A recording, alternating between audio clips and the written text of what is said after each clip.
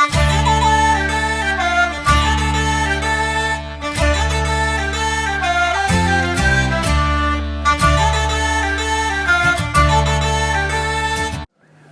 right, so thank you everyone for being here tonight. Welcome to Irish Heritage Quebec, our monthly conference for February 2024. This evening, our speaker, Joe Lonergan, is well known to all of you. Joe's put together a talk on the story of the Coves along the St. Lawrence River, running down along the St. Lawrence. A story I'm very curious to hear tonight. My own family had land down near the Quebec Bridge in Victoria Cove. We know that the Irish were very present down along the river at various times in the history of the city. So Joe's going to tell us a bit about that tonight. So I leave you with Joe Lonergan, and I'll get back to you at the end of the conference with some other comments and information. Thank you. Joe.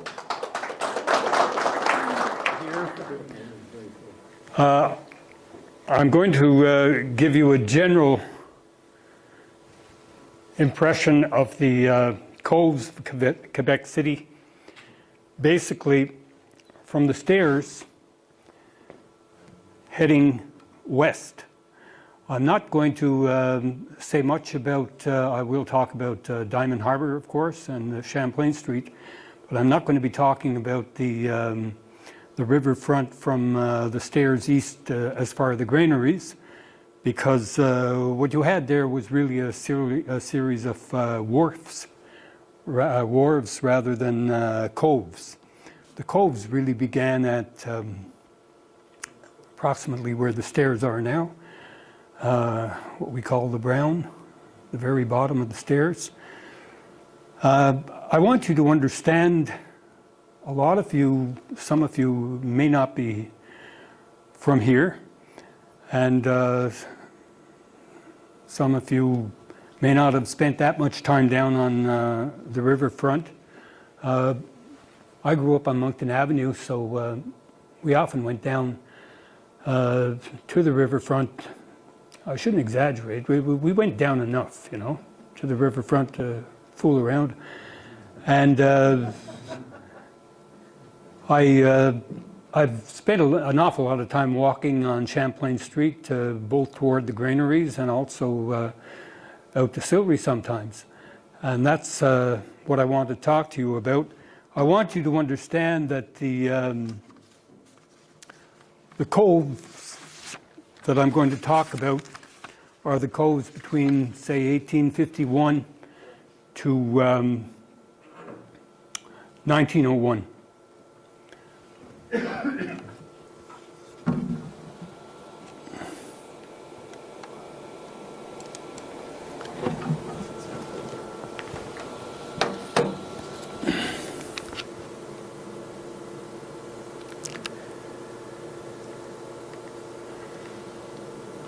Can't even get the red thing on now anyway.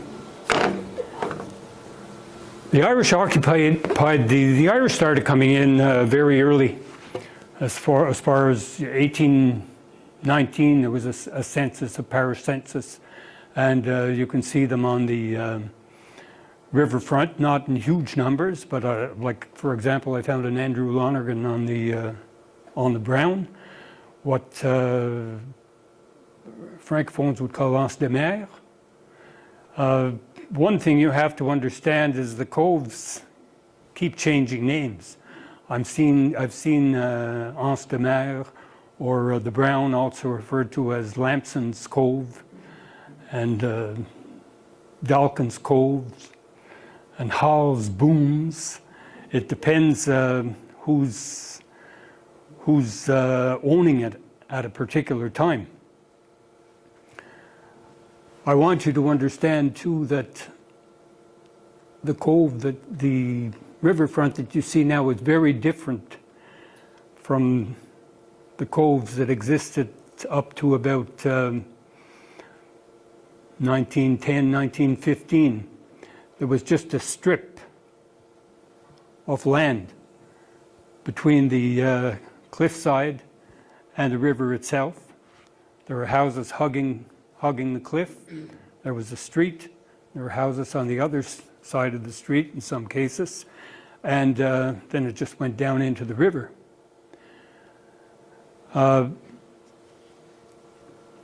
Quebec City at the time was one of the centers of shipbuilding. It had an advantage over Montreal. I mean, Quebec City had a terrific advantage. It was almost like an ocean port. Ships could come up the St. Lawrence, and it was a 10-mile harbor, 5 miles on each side after the island of Orleans. And the island of Orleans protected us from the worst winds. And after what is now the Quebec Bridge, sailing ships would have had a more difficult time going up the river. Steamships would be Quebec City's downfall. But another great advantage that Quebec City had over Montreal was there's no beach. There was no beach left in Montreal. Here, you had a very hard beach that ran from the cliff down to the river. And this was terrific for Quebec's business, because Quebec's business was bringing wood in from North America and sending wood out, mostly to England. And you could, the wood would come down from as far away as Ottawa, and huge pieces of lumber, and you could bring them up. Quebec City has a tide of about 17 feet. Montreal has no tide. So the timber could come up, you could bring it up to the shoreline behind the houses with a boom behind it to hold it. And when the tide went down, you could work the timber, you could square it. And then you could load it up on ships and ship it off to England. Or you could also build ships. One of the things that I want you to walk away with is to appreciate that how Irish the riverfront was. It's kind of a fallacy among the Anglophones when they look back at Quebec City. They seem to think that there was a time when there were more Anglophones than Francophones in Quebec City. It's never been the case.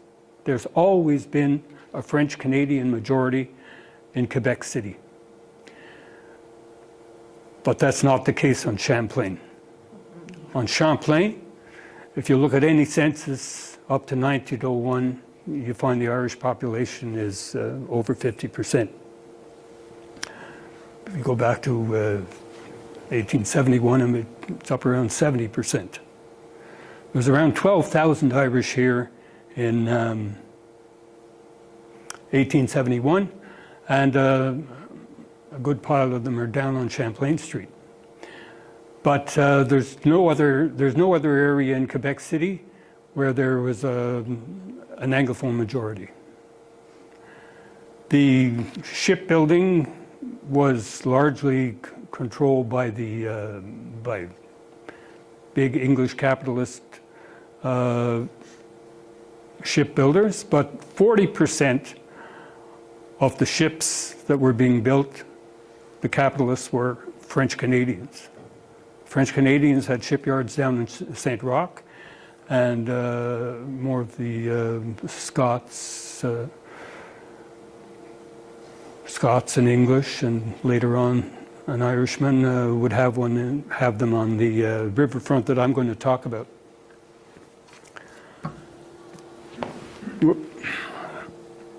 So here's the city line. That's about where Diamond Harbor would be. You see where the Plains of Abraham is, the circle. And the Irish just keep on going down, down, down, populating it.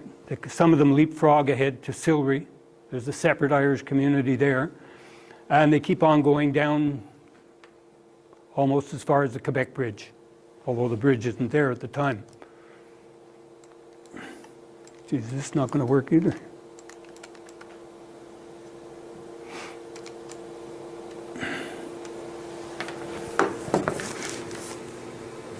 Okay, Mark?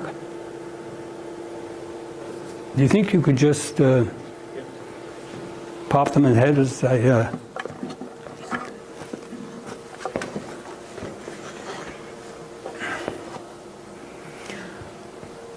Okay, you see, when you leave, in the previous picture, there you had Diamond Harbor, then you would have had Dawkins Cove, Ottawa Cove, then you have Wolf's Cove, then this is walking down the river, and I'm going to touch on these after slide. Could you go ahead, Mark? Okay, they continue after Sillery. There's a mistake on the map there. It says Côte de Gignac, but it's not Côte de Gignac, it's Sillery Hill. Gignac is more over there. And this takes you all over to New London Cove. Continue, Mark. All the way out to Victoria Cove, toward the Quebec Bridge. There's one after Victoria Cove, Safety Cove, that I don't know too much about. Except, are those wharves, like those things that are... I beg your pardon, Mary? Well, are those wharves that are hanging down from the coves that separate them? Here. Yeah, these are wharves. These are wharves. Okay. Yeah. You should understand that when they talk about, if you looked at the history of Quebec City and they talk about the coves are not necessarily natural indentations.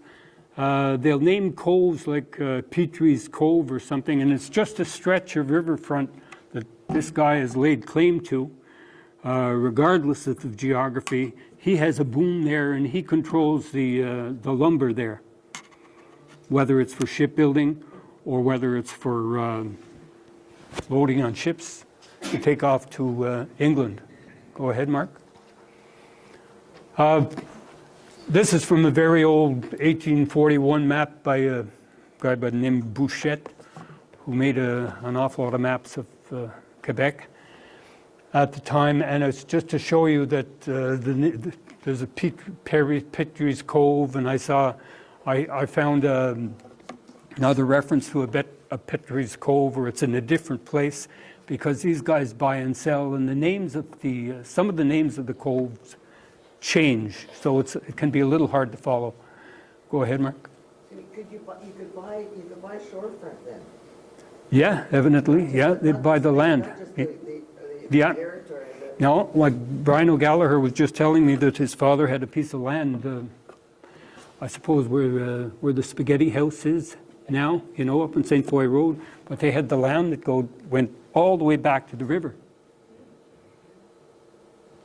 But how would that be deep enough for a ship to? How would that be deep enough for a ship to be there to be loaded?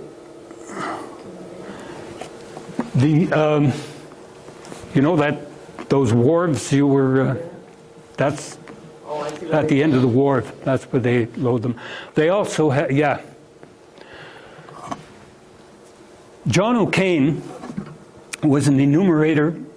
Joe, would you mind speaking into the microphone? Yes, I'm sorry. John O'Kane was an enumerator in the 1861 and the 1851 census, and he's probably the only guy who did his duty.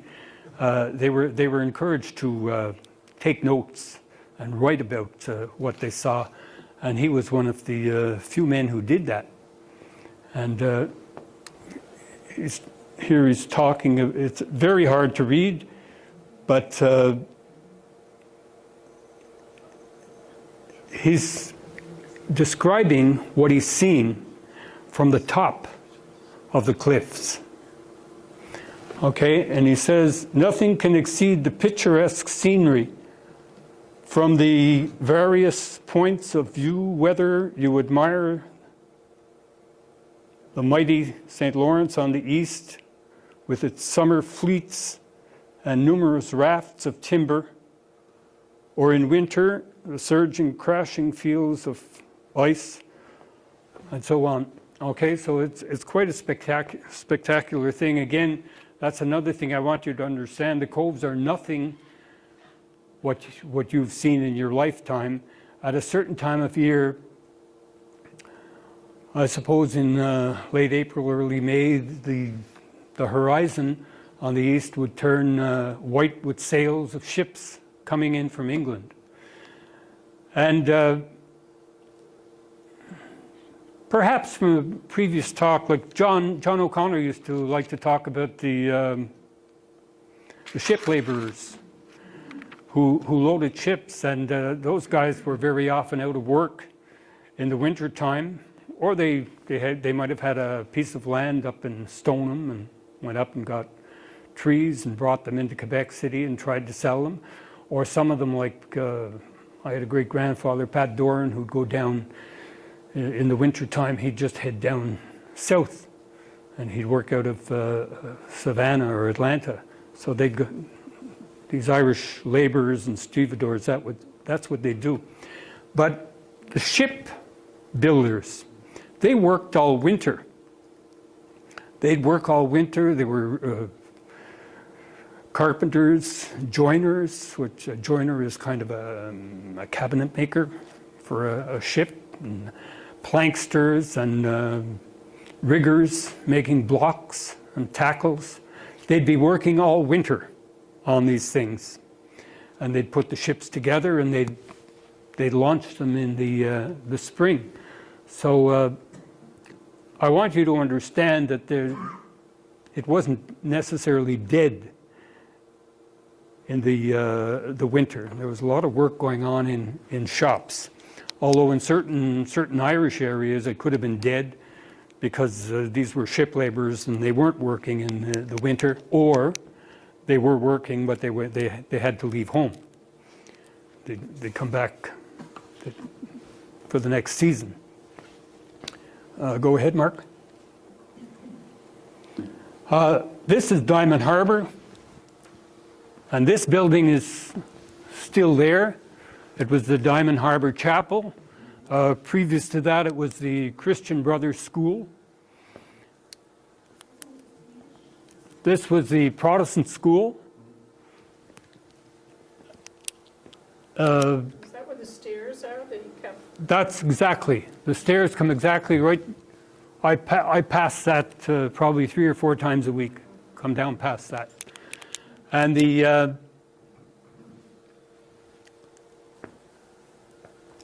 this would be the Heartland, Champlain Street, just east of that of the Ship Laborers Benevolent Society. And also there seems to be a Fenian circle in that area. That's why I have the harp and the green circle. And the headmaster of the Protestant school was from County Cork. He was an Irish speaker, and he was raised a Catholic. He lost his faith during the famine, and he became an evangelical Protestant. But strangely enough, in 1860, he comes in here around 1861 as a teacher, and about 3 or 4 years later, when they raid the Fenian offices, Fenian newspaper in Dublin, they found him on the subscription list. So he very quickly leaves town in Quebec City because he's suspected of being the center of the Fenian circle in the area. Whether or not it is true, I don't know. There's another center, there's another Fenian center in the Quebec City area too, and he happens to be a teacher as well, and he happens to be from County Cork as well. So it could have been an intelligence foul-up, or maybe they were 2 centers, 2 men from Cork, I don't know. Go ahead, Mark. That's the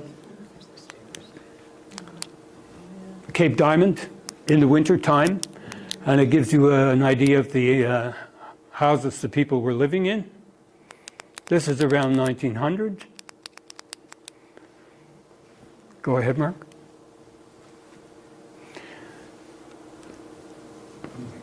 Diamond Harbour, Lance des Mers, Lamson's Cove, as I say, it has different names.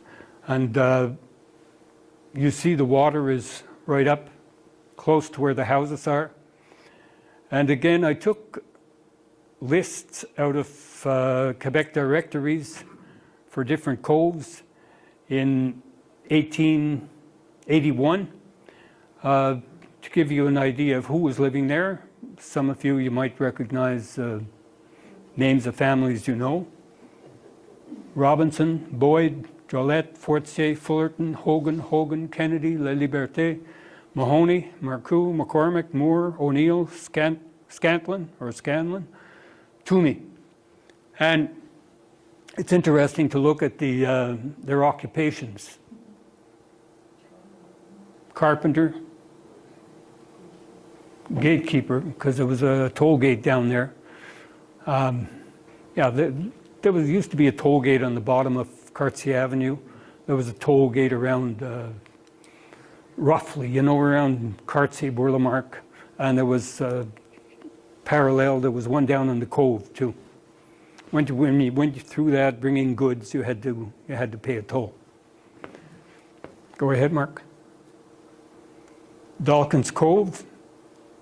There's 100 to 150 employees in Dawkins Cove working on timbers, 500,000 feet of timber and rafts. This I think it's the next slide. I get out of information from John O'Kane. He's giving you an idea of how much business is going on. There's 100 employees in Petries Cove, which is a little further on. I was particularly interested in Dalkin's Cove because one of Dalkin's daughters had married a Hammond Gowan, and Hammond Gowan was a friend of my, he had become a friend of my great-grandfather's because my great-grandfather was his gardener. Go ahead. This is kind of Anse des Mers and Mauve Cove. Dalkin's Cove, I would say it's just before Notre-Dame de la Garde. Yeah. Yeah. It's before. It's between the stairs and Notre-Dame de la Garde. Okay. Yeah. And there you see he mentions Lance des Mers, Dalkin's Cove, and he talks about that's where I get my 500,000 feet of timber, and a reference to Petries Cove. I got that information from O'Kane, who's writing in the census. Go ahead, Mark. Thank you. This is the Quebec Laborers Benevolent Society. They're the men who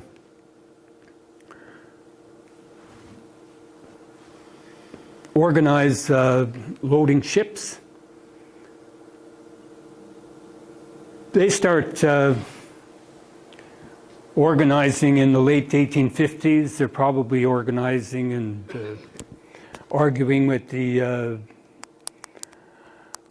lumber barons before that. The lumber barons, of course, are very much against these organizations. They refer to them as combinations, which they consider unfair, that the workers are combining against the owners. But they don't want anybody combined. But the stevedores form their group. The pilots go on strike. They form their groups too. And the ship laborers are particularly strong. They're particularly strong. They control section number 1, which is the first section in Champlain and Sillery. Indian Cove, you see I put the fleur-de-lis because there's more French-Canadian workers there. Go ahead, Mark. That gives you an idea of their numbers. In 1880, you see Champlain Street has 1,949 old country. That means English speaking, but for the very, very most part, they're Irish. In the other sections in St. Romuald, there's only 20 of them, 18, 25, 30. And if you did the math, you'd find out there's more French Canadians in the total than Irish, but they're not where the action is taking place as far as loading ships to go off to England. They're in the wrong place. And that's why they say it's not them, but some of the guys in the French sections, I guess they encourage other French Canadian ship laborers to form their own group. So they form a group, Canadien, and I don't want to get into it too much, but they're silly enough to decide to walk through Champlain Street, and all hell breaks loose. Of course, there's a riot, and the parish priest, the French parish priest, and the Irish parish priest get them together, and things are smoothed out. Go ahead, Mark. That's a 1903 painting. It says Wolf's Cove, but it's a misnomer. It's not Wolf's Cove. It's, I mean, you're looking at Notre Dame de la Garde, but what I want to point out to you is look how close the water is to the street. So it's all been filled in since then, has it? I beg your pardon, Mary? It's all been filled in since then. Yes, it's all been filled in. But keep in mind what I was saying earlier, there's a tide of 15, 16, 17 feet, depending on the day, and the lumber can be brought right up and boomed, kept there, great chains or logs chained together, and until they square them, and then take them out to the boats and push them into the boats. You have to understand the boats, they'd actually cut a square out of the hull of the boat and put in store the lumber, and when it was all done, they'd plug it up and caulk it up and off to England. That's the way they did it. I mean, you can't be taking 20 and 30 feet long pieces of lumber down a flight of stairs into the hull. That's the way they had to do it.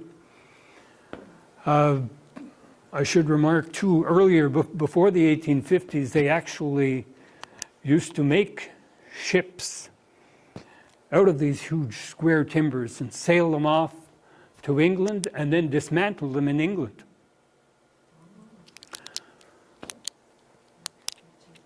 Go ahead, Mark. This is, I took some pictures myself to give you an idea of the L'Anse de Mer today.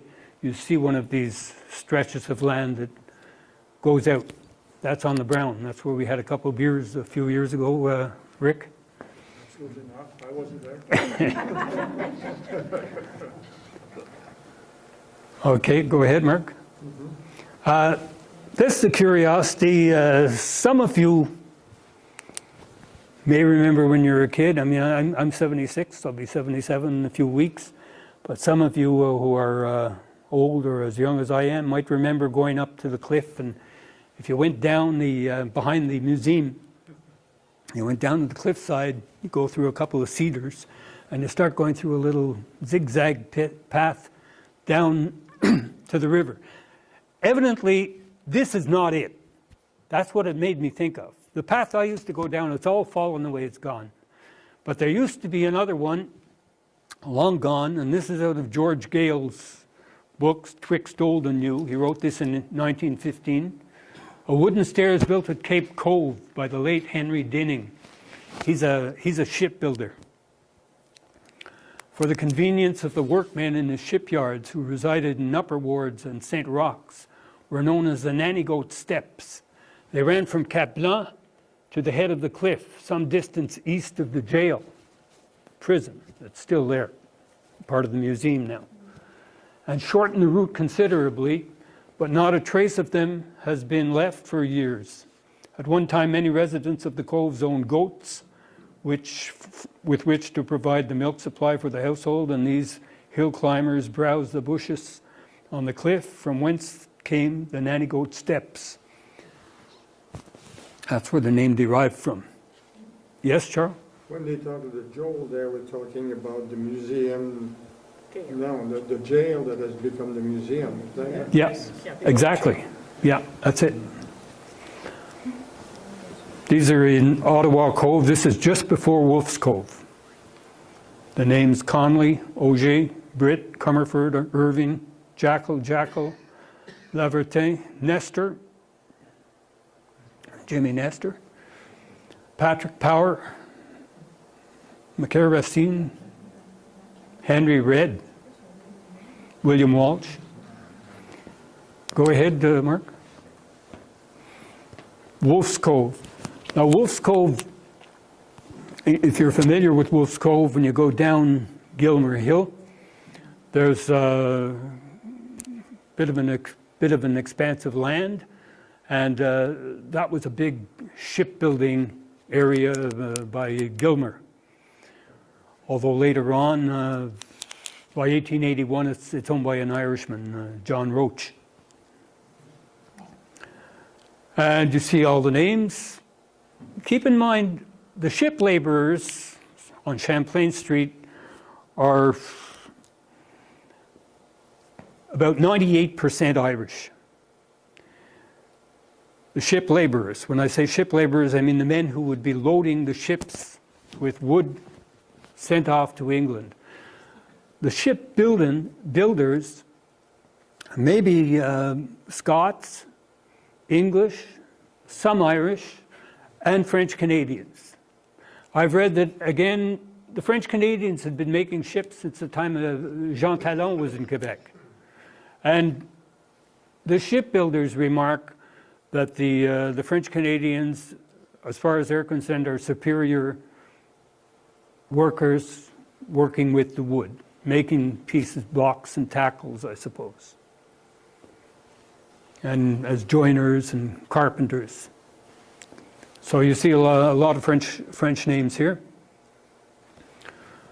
Roach, of course, Roach is an Irishman, although you might think it's Roche, but he's Irish.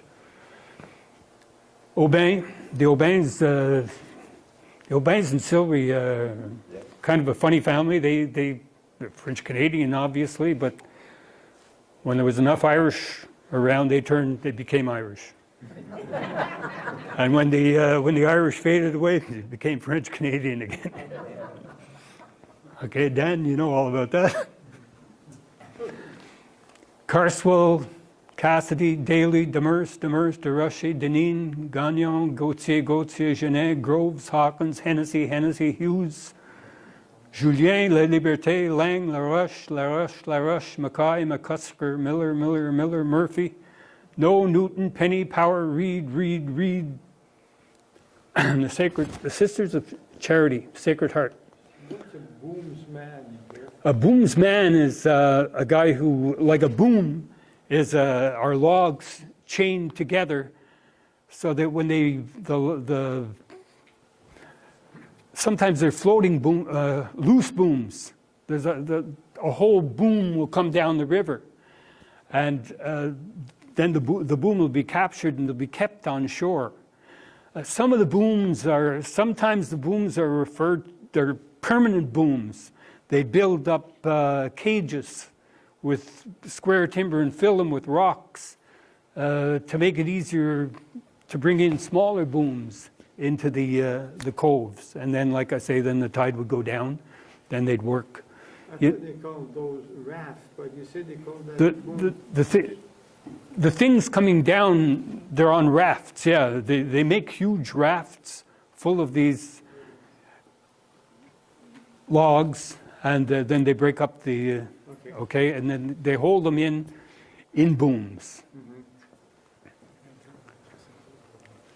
So you've seen I'm sure I should have put some of them up. I'm sure you've seen pictures of these guys out in the Silvery Wars with their pikes, and they're standing on these big pieces of squared timbers, and they're working.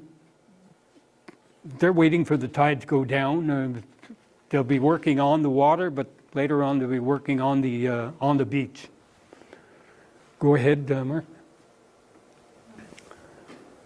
This again is a big long piece of information that O'Kane has about Wolf's Cove, talking about all the industry being done there.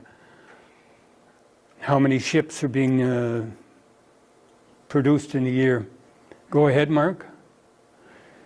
In the extensive yards of Allen Gilmer and Company at Wolf's Cove, over 1,000 men were employed. So it's hard to imagine that now when you go down and look, you know, you see the railway tracks. You see a lot of some men, truckers, bringing stuff in, stuff out, but you know, you never see more than 100 people on the site. It is known when the firm had as many as 4 vessels on the stocks at one time, while Henry Denning, 1867-68, had no less than 5 ships building at once. Almost 500,000 cubic feet of square timber. Who was using all these ships? Pardon? Who was using all these ships? I mean, like, was there that much of a demand for that many ships? Yeah, they'd take them to England and sell the ships. Oh, I see. Yeah. There's no wood in England. Well, Not enough to make ships. okay, Okay? Yeah, No, pe- they pe- did it from Scandinavia. okay.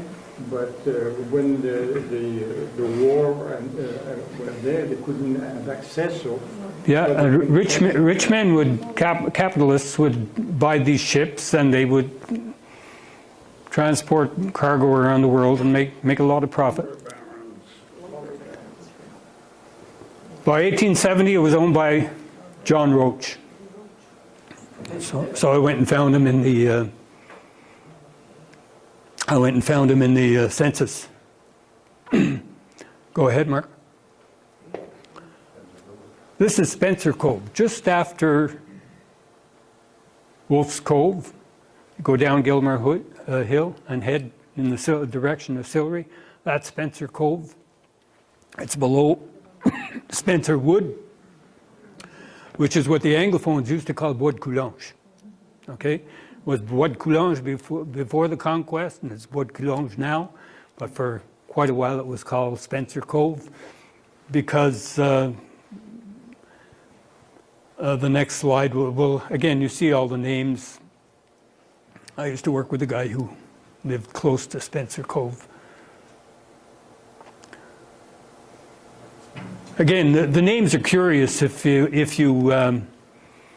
from there, or if you remember people from Sillery. I see names like, it's a little hard to read, eh? On the edge, it's fuzzy.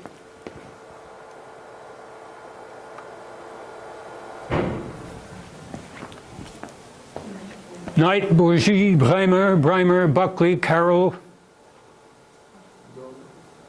Cullen, Cumberford, Daigle, Daisy, Doré, Doyle, Fallardo, Falls, Gagnon, Garahy, Michael Garahy, Hammond, Horrigan, Jackson, Johnson, La Liberté, Lynch, Mahoney, Mangan, Marcoux, McCabe, McLaughlin, McMahon, Mullally, Murphy, Nestor, O'Dowd, Paquette, Racine, Savard, Sevigny, Thiviers, Valcourt, and Walsh. And of course, you can't go by the names necessarily, because I recognize some names as they're going along who married into some of my mother's cousins, and they were Irish, of course, you know. So sometimes they have Irish people floating around with French names, and sometimes they have French-speaking people floating around with Irish names. So you can't necessarily go by a name. Go ahead, Mark. That's a photograph taken from at the time. Again, you see the wharves going out, and you see the huge sticks of lumber left up on the beach to be squared. And those are some, I think, no, maybe it's a boat, but I think that could be some of those permanent booms I'm talking about, the cages that they fill up with rocks. Because they were still there when I was a kid. We'd go out and we'd play on them, and sometimes we'd get spooked because we'd be preoccupied with what we were doing, and that we wouldn't realize that the tide was coming in. So, and then we'd have to scramble back up through the water, and we didn't like that. Mark? Woodfield Cove. This is beneath St. Patrick's Cemetery. Auger, Conley, Fortier, Frechette, French, Hickey, Lawton, Leclerc, McGinley, Moore, O'Reilly, Racine, and Walsh. I put this one from the 1831 census because it amused me, because I had my great grandfather on my mother's side, Mike Fitzgibbon. He was a culler. A culler is a guy who he grades the wood.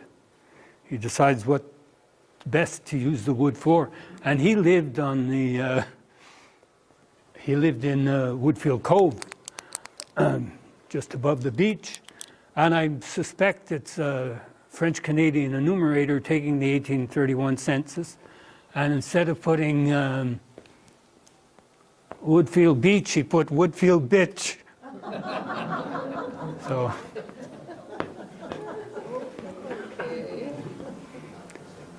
Go ahead.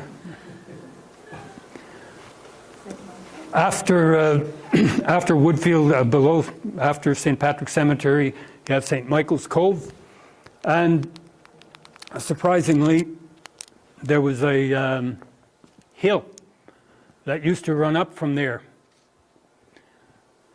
That's something I found fascinating. Old roads that used to go down to the coves that aren't there anymore.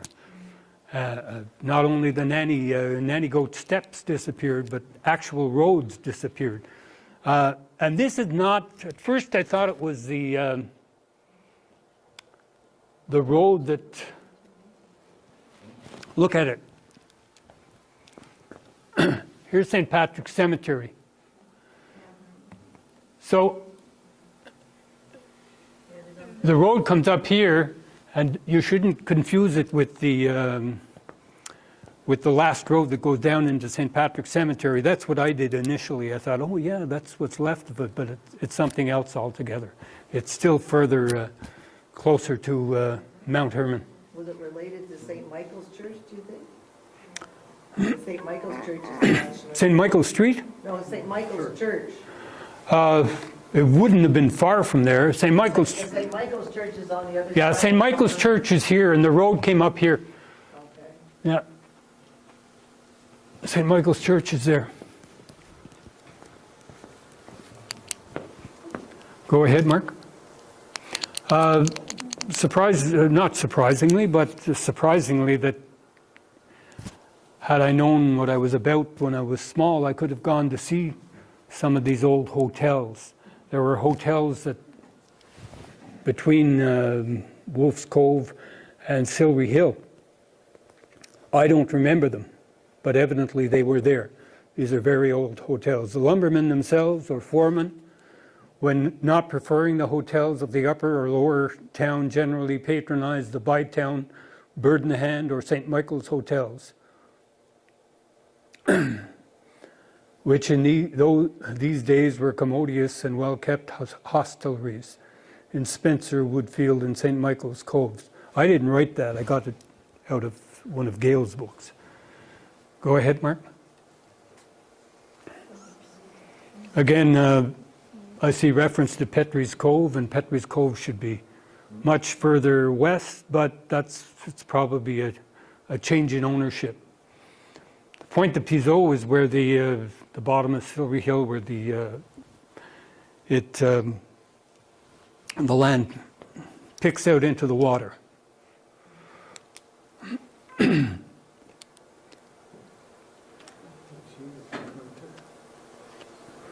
The name's Dobell. Dobell is a big lumber baron, very rich. Brulat, Croteau, Demers, Gauthier, Labarre, Let's Martin, Remier, Ryan, and Stock. Tom Stock. Go ahead, Mark. Lost roads. This road supposedly, well, not supposedly, it did. If you, again, behind the museum and where the prison is, if you went down about, if you just kept walking straight toward the river and then veered toward the right, there was a road that went all the way down diagonally to about where Ottawa Cove is. And Ottawa Cove is before Wolf's Cove. Probably just before the train tunnel, you know? There's a train tunnel. Are you familiar with the train tunnel, Charles? Yeah, but it's a bit further. It's, No, it's about... If I come down Gilmer Hill and go there, just about 100 feet over, maybe 150 feet, there's a train tunnel. It goes right underneath the plateau. Goes underneath Quebec High School. okay, yeah. And it comes out, yeah. A first-class roadway for horses and vehicles as well as foot passengers formerly ran from Hall's Cove to the summit of the hill at the east end of the plains, thence to St. Louis Road near the toll gate, and was known as Bonner's Hill, because Bonner Hill had a farm behind, like where the museum is today. There is hardly a vestige left of the roadway, which was built on stone abutments and wooden piers. Indeed, it is impassable now for even pedestrians. The Bonners, some of whose family reside in New York, at one time owned property on the riverfront in Champlain Street and resided in Wolf's Cottage on Gilmer's Hill, which was the first house built in that locality after the conquest. The first Bishop Mountain made his home there for a time, as did the Price family, while it was occupied by the Carroll family for nearly 50 years. The Caldwells were the original owners of the property. Woods Hill, which ran from St. Michael's Cove to St. Louis Road at Bergerville Village, Sillery, today Old Sillery, was also at one time a public thoroughfare and much in use by man and beast.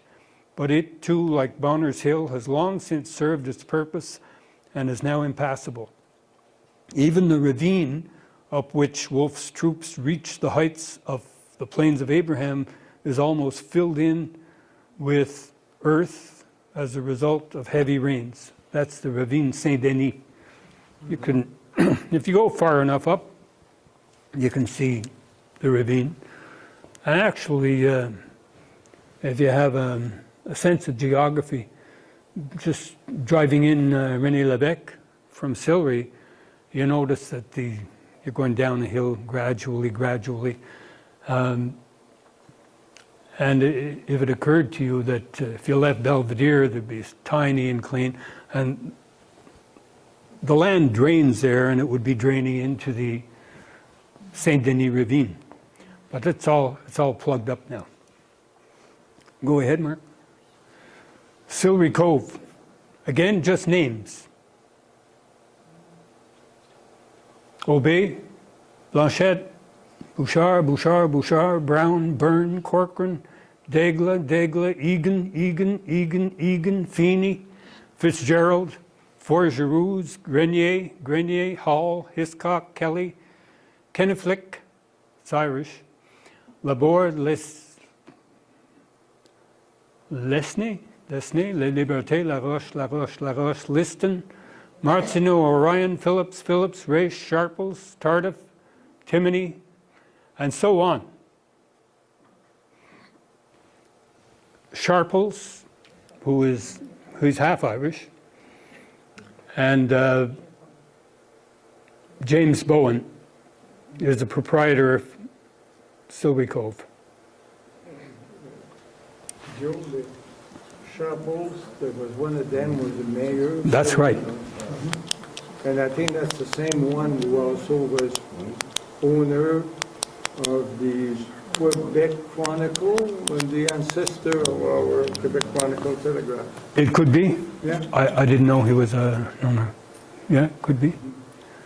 Go ahead, Mark.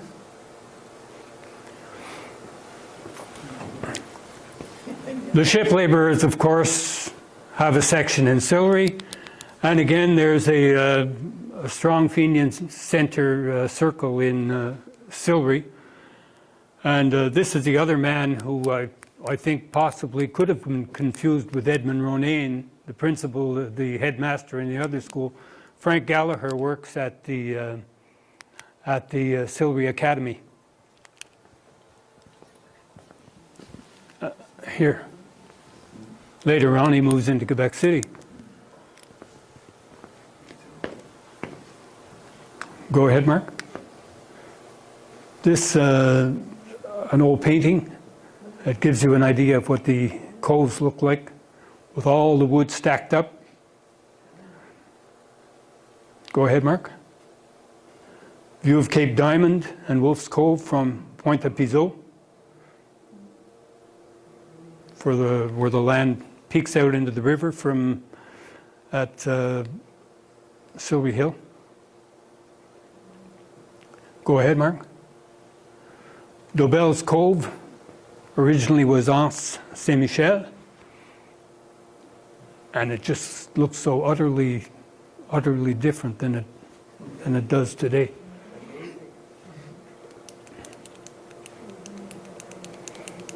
Okay, this is beyond St. Columban's Church. Go ahead, Mark. Union Cove.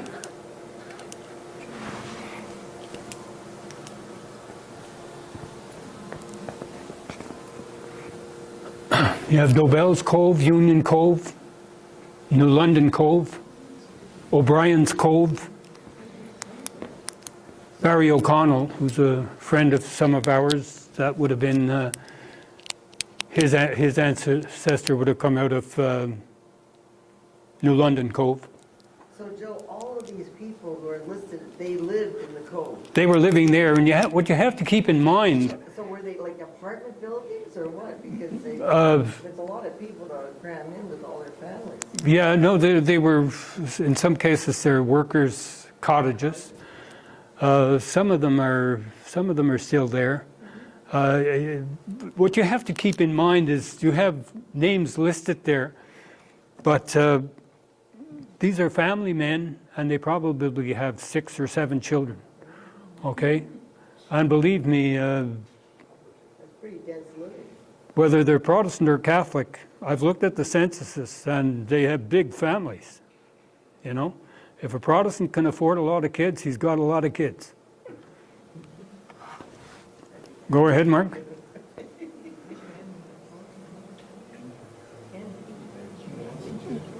Go ahead again, Mark. That's what you'd see today, the same house. It's one of the oldest houses in Canada. Go ahead, Mark. New London Cove. O'Connell. Badeau, Bureau, Buchanan, Demers, Kelly, LeCount, Monroe, Murphy, Neely, O'Brien, O'Connell, Rosette. Now Rosette, so the name I mentioned, I know he's married in with the O'Dohertys on my side. Valier and Wilson.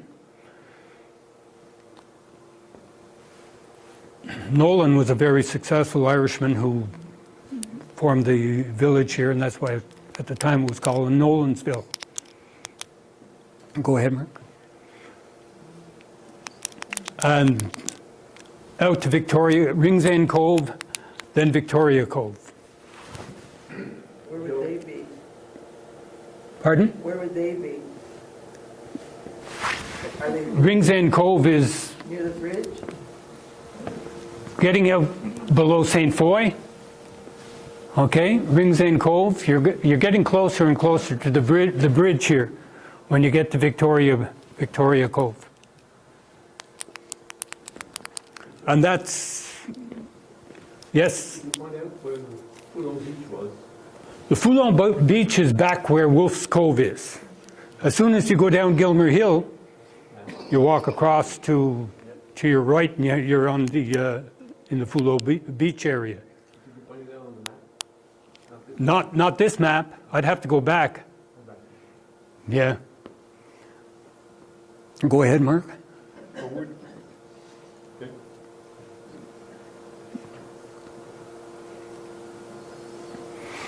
They're just names: Sharples, Brennan, Brown, Lemaitre, McHugh, Malloy, O'Brien, O'Connor, Phelan,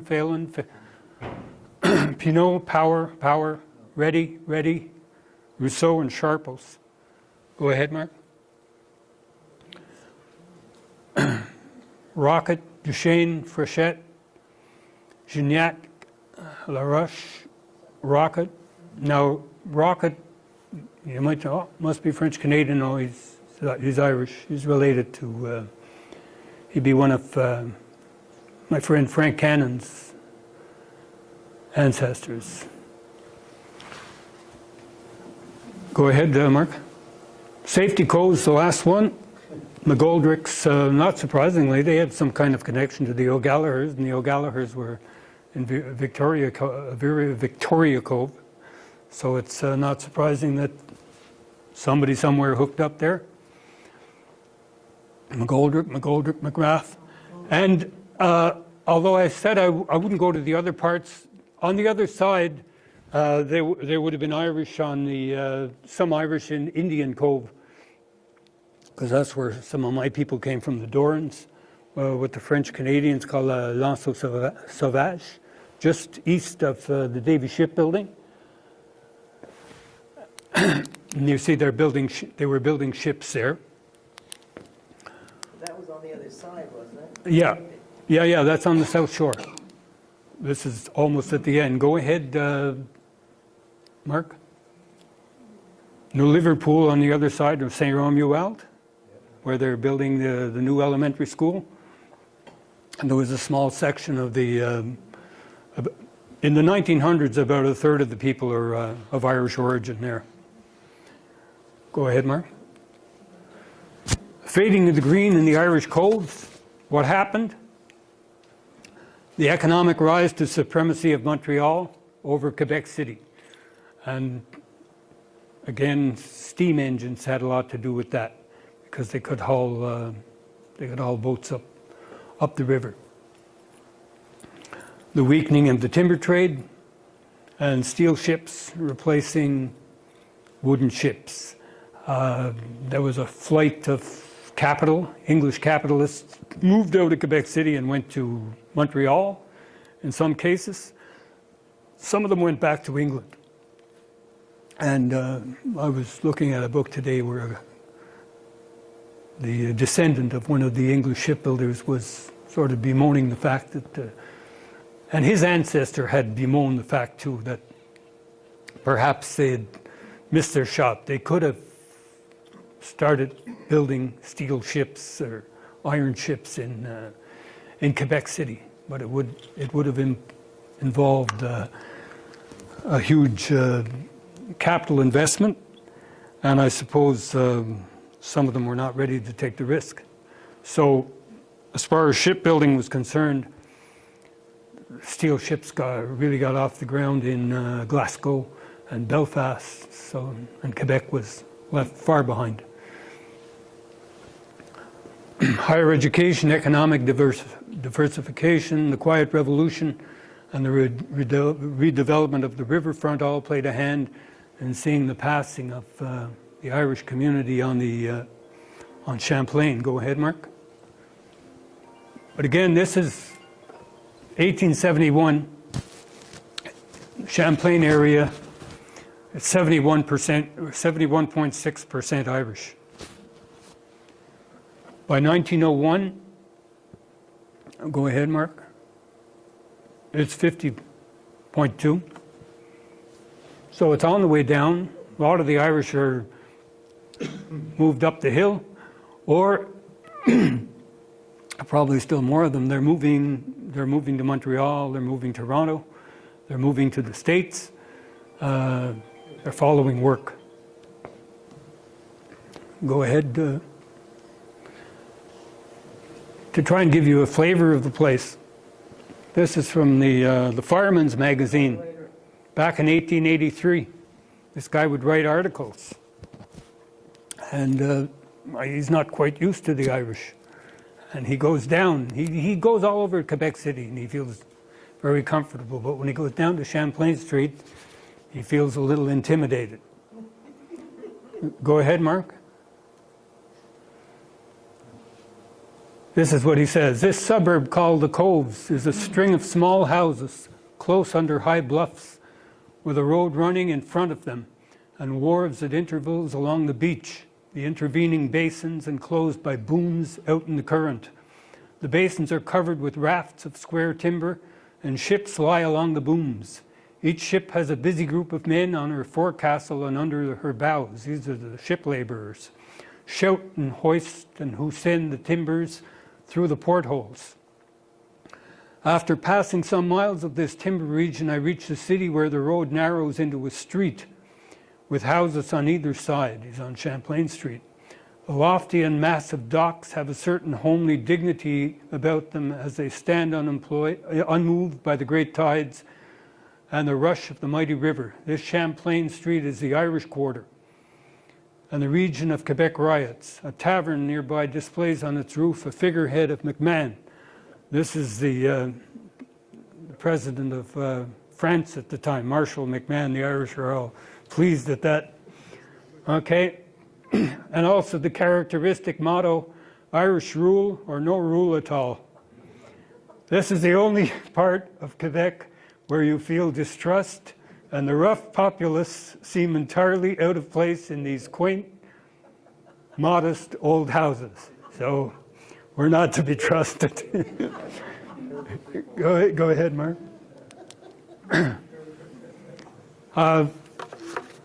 That's it. And one thing I learned as a teacher, forgive me if I repeat myself, because I learned as a teacher that there's great value, pedagogical value, in repetition. Where was the church in all this? The church. They were doing their best. I'm going to read you a recitation. Excuse me, that photo that's there on the right-hand side, are those houses? Those are houses. Yeah. They are. Yeah. Yeah. And there's like 10 kids in each one. Understand that I talked about the period from 1851 to 1901. And 1851 is the wake of the famine.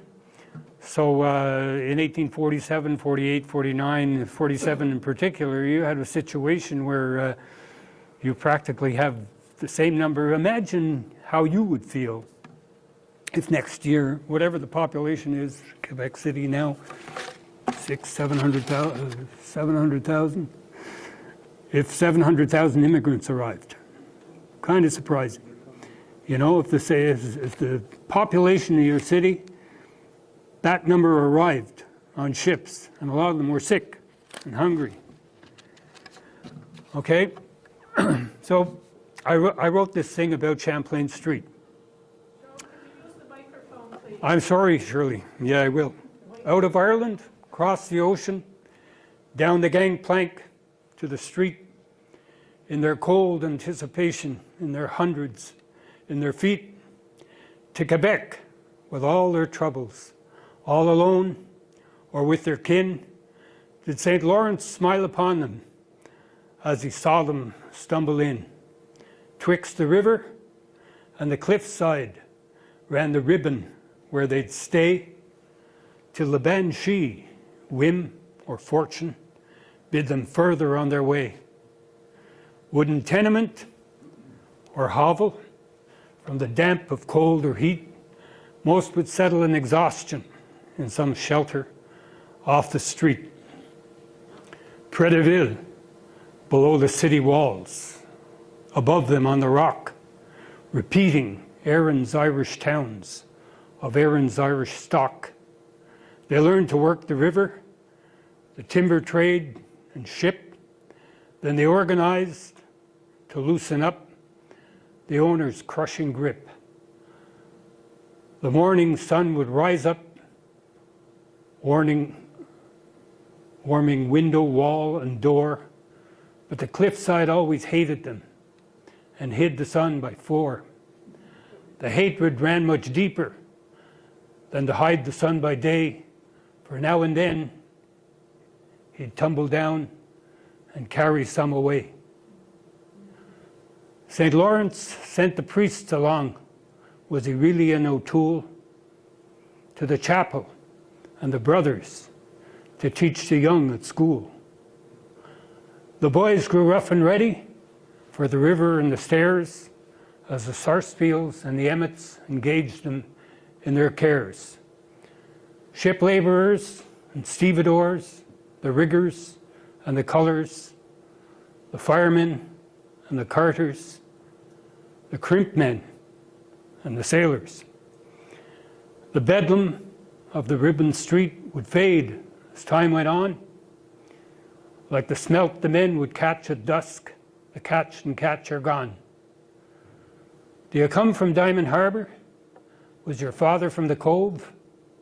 Did he talk about his mammy burning wood inside a stove? And how he sat beside her as the ships went by, and they laughed about their cousins living closer to the sky. The river and the timber work would fade away with time, and wars and changing fortune meant that many made the climb. They left Champlain that bred them and steeled them for the fight, but they never can forget the street or the old land left in flight.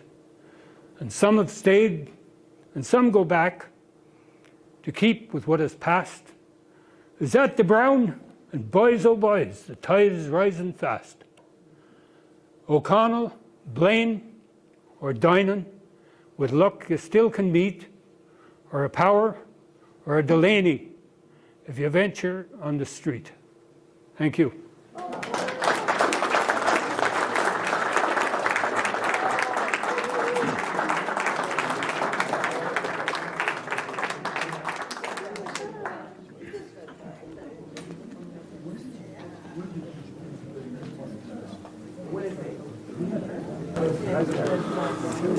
Joe, thanks very much. Great presentation. Great end to your presentation, especially.